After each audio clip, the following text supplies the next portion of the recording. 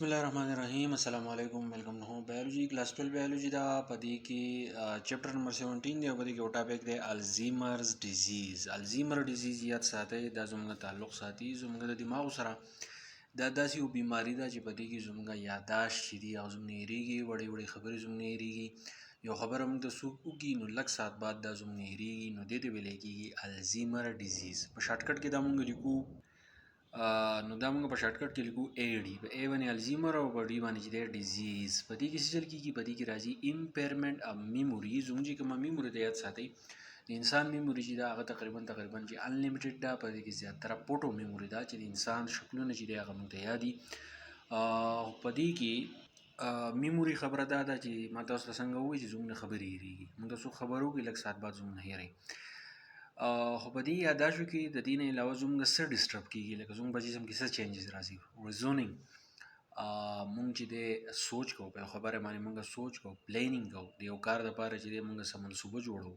لینګویج او زمونږ چې کله خبرې کوو نو زمونږ خبرې غلطېږي اسانې الفاظي هغه زموږ نه هېرېږي یا زموږ نه چې دی غلطېږي نو دا مسلې په الزیمر ډیزیز کې چې دی راځي ښه اوس راځو د دې ساین اینډ سمټم ته چې کله دا بیماري راشي تاسو ډاکټر ته لاړ شئ نو ډاکټر ستاسو نه تپوس کوي نو هغه به ستاسو کې دا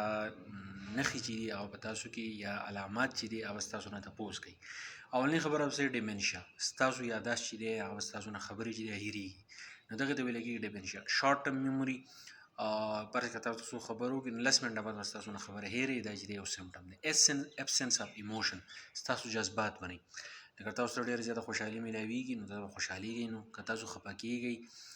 تاسو ته خبرې څخه خفګان میلاویږي نو تاسو په هغې باندې چې دی پروا منئ ویډرا فرام سوشل انټریکشن او د هغې نه علاوه د دنیا چې کوم خلک دي د هغې نه ستاسو زړه تور شي د خپل فیملي والو نه د خپل ملګرو نه یا په یو ځای کې تاسو ډیوټي کوئ نو د هغه خلکو نه ستاسو زړه تور شي پرابلم ان تھینکینګ او سوچونه به راځي بار بار سوچونه راځي او سوچونه به تاسو نشئ برداشت کولی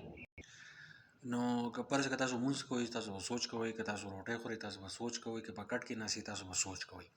پرابلمز ان فیګرز که فرض که حساب کتاب کوئ نو تاسو به د انسو کې به تاسو غلطېږئ د 2 په ځای به 3 لیکئ د 3 په ځای به 4 لیکئ د 2 انسو په ځای به تاسو 3 لیکئ یا به 4 لیکئ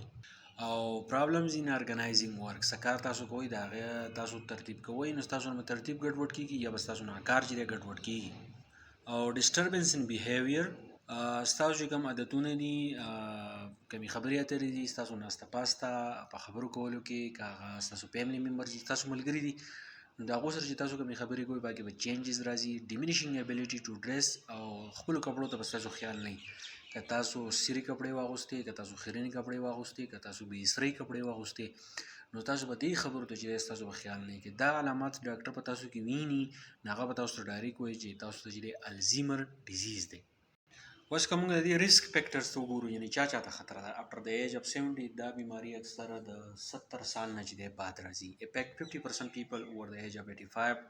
کم کسان چې 85 ایج ته ورسي یعنې 85 سال عمر شي د هغو نو 50% خلک چې دی هغه افیکټ کوي دا ولې راځي د بیماري اکومولیشن اف پروټین دا به د یو پروټین زموږ په بدن کې جمع کېږي چې هغې ته بیټا امیلایډ پروټین ورته ویلی کېږي دا بیټا امیلایډ یو پروټین دی چې دا زموږ چې کوم نرف سیلز دي هغه ډیډ کوي یعنې دغه سیلونه چې دی دا مړه کړي چې کله نرف سیل چې دی دا مړه شي چې نرف سیل مړه شو مطلب دا دی میسج وړو راوړو لارې چې دی هغه ډسټرب شي نو د هغې د وجې نه زموږ دا بیماري